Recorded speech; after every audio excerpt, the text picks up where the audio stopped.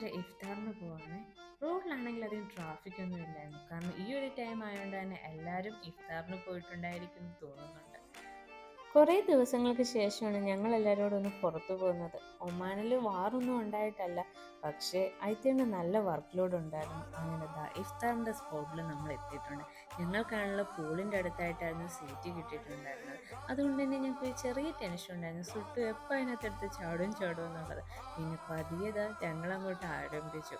ആദ്യം നമ്മൾ സാലഡിൽ തന്നെയാണ് തുടങ്ങിയത്. പിന്നെ അങ്ങനെ മെയിൻ കോഴ്സായി, സ്നാക്സായി, ഒരു സൈഡിൽ നിന്ന് അങ്ങോട്ട് തുടങ്ങി. പിന്നെ ഒരു സങ്കടം മാത്രമേ ഉള്ളായിരുന്നു, കാരണം ചിക്കൻ്റെ ഐറ്റംസ് ഒക്കെ വളരെ കുറവായിരുന്നു. കൂടുതലും ലാമ്പും ബീഫും ഒക്കെ ആയിരുന്നു. പിന്നെ മറു സൈഡിൽ ഒന്നും കഴിക്കാതിരിക്കുന്ന സുട്ടുവിനെ കാണുമ്പോൾ എനിക്ക് നല്ല സങ്കടം ഉണ്ടായിരുന്നു. കാരണം ഞാനും ആയിട്ടായിരുന്നു ഞങ്ങളുടെ കഴിച്ചു കഴിഞ്ഞല്ലോ, ഇനി സുട്ടുവിന് എന്തെങ്കിലും കുക്ക് ചെയ്യണം. അങ്ങനെ നല്ലൊരു ഇഫ്താറൊക്കെ കഴിഞ്ഞിട്ട് ഞങ്ങൾ പതിയെ അവിടെ നിന്ന് ഇറങ്ങി വീട്ടിൽ.